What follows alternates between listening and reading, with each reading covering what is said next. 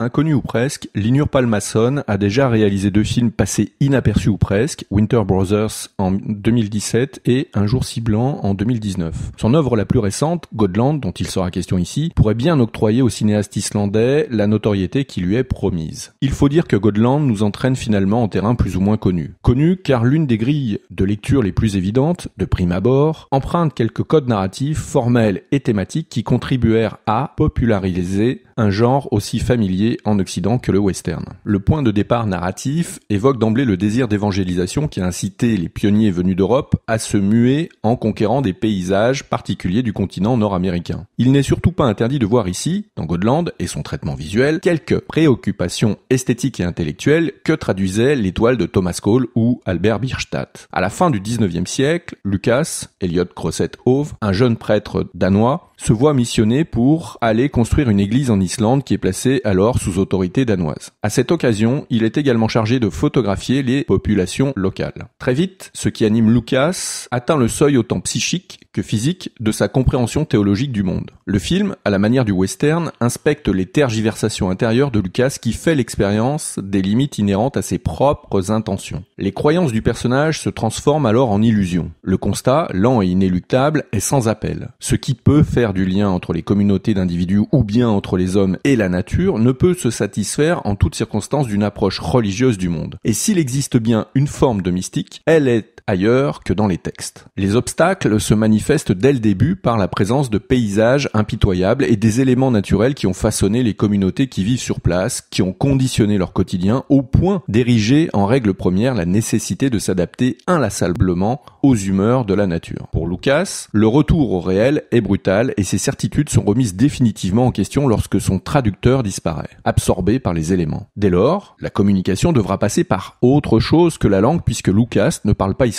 Afin de pouvoir initier une autre forme de dialogue, il faudra accepter de se soumettre aux exigences naturelles et solliciter tous ses sens à l'image des individus qui peuplent les espaces traversés. La disparition du guide est à la fois une fin en soi, la mort du guide, et un début, l'origine d'un apprentissage. Celui d'un homme, Lucas, qui affronte sa propre personnalité. Le paysage est alors proche d'un rôle qui rappelle l'utilisation qu'en faisait Anthony Mann dans le western américain. Palmason transcende la seule question du rapport entre l'homme et la nature en humanisant, sans perdre la dimension symbolique de ceux-ci, les paysages afin de transformer ces derniers en miroir de la complexité identitaire des personnages. D'ailleurs, on notera que le processus d'humanisation des objets filmés, personnages ou décors, se vérifie dans le traitement apporté avec soin au profil des 2 personnages principaux, Lucas et Ragnar, interprétés par Ingvar Sigurðsson, le chef de l'expédition qui doit conduire Lucas à bon port. Ils auraient pu devenir des figures allégoriques, des incarnations d'idées ou autres, mais Palmason les traite comme des êtres humains, c'est-à-dire comme des êtres mus par des aspirations, des désirs, des doutes, des réflexions et des sentiments. Gotland, le film, indexe son développement narratif sur la progression physique et mentale des personnages et de Lucas en particulier. Ainsi, le cadre du film rejoint le format des photos à la chambre que prend Lucas. Au-delà des formats similaires, ou presque, entre les photographies de Lucas et l'image filmique pensée par Palmason, les 2 formes d'expression fusionnent. Nous est donné, par exemple, à éprouver le temps de la prise de vue photographique par l'intermédiaire de l'image filmique. Gotland rejoint ainsi un principe représentatif qui a souvent accompagné le cinéma depuis ses origines, le tableau vivant. Traditionnellement, ce type de procédé suspend le temps. L'action s'immobilise et le spectateur est invité à apprécier émotionnellement ou intellectuellement la nature des actes interrompus. Le procédé, tel qu'utilisé ici, permet aux qualités artistiques de Palmason d'être exploitées entièrement. Peintre, photographe, vidéaste et auteur d'installations, Palmason, en figeant le temps filmique sous prétexte d'indexer ponctuellement le rythme de Gotland aux instants photographiques décidés par Lucas, investit le film de tous ses savoirs. Gotland se charge alors de nouvelles interrogations métaphysiques, la puissance du tellurique, mais le film se nourrit aussi d'un débat formaliste sur les frontières qui séparent les arts conviés ici à débattre par la prise de vue filmique. Le cinéma, bien sûr, mais aussi la photographie, la musique, le théâtre, etc.